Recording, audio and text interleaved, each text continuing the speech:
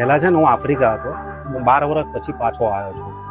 અને જ્યારે હું આફ્રિકાથી પાછો આવ્યો ત્યારે મને એક બીમારી થઈ હતી મગજની, અને એમાં મને ખેંચો આવતી હતી, વહી ચડતી હતી, અને શરીર મારું સાવ એ થઈ ગયું હતું, આમ જવો એવો જ થઈ ગયો હતો. પણ અહીંયા મારા સગા મને મૂકી ગયા અને ભગવાનની સેવા મને કરવાનું કહ્યું. મેં ભગવાનની સેવા કરી, શેષનારાયણ ભગવાનની અને લાલજી મહારાજ એમની સેવા કરી. મેં આજે અમારા 4થું વર્ષ ચાલે છે. મને જેટલી પણ તકલીફ છે મને કંઈ જ નથી અત્યારે. મારી ખેંચો ગતિ રહી, મને જે પ્રોબ્લેમ હતા મગજના બધું કમ્પ્લીટ થઈ ગયું છે.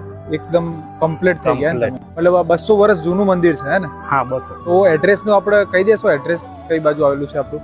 આ આપણે સૌરાષ્ટ્રમાં મૂડીથી લગભગ 15 થી 20 કિલોમીટર થાય છે. અને ખાલી સાયલા કહો અને ખાલી કહે કે સાયલા ભગતનું ગામ, કોઈ પણ તમને બતાવી દે. અહીંથી અમદાવાદ 149 કિલોમીટર થાય છે. બરાબર. અમદાવાદમાં તમે અમદાવાદમાં પણ ગમે તે પૂછો, તમને તરત એડ્રેસ થાય કે સાયલા ભગતનું કામ તમને બતાવી દેશે એડ્રેસ. બરાબર.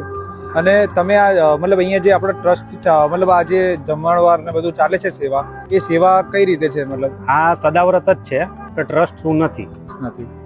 હું ખાલી એટલી જ વસ્તુ કહું છું કે કોઈને ગમે તે પ્રોબ્લેમ હોય પણ ખાલી ગમે તે એક વખત ખાલી તમે અહીંયા આગળ આવો, ભગવાનના દર્શન કરો, અહીંની પ્રસાદી લો, અને તમને કોઈ પણ પ્રોબ્લેમ હોય ભગવાન સોલ્વ કરી દેશે તમારો કોઈ પણ પ્રોબ્લેમ.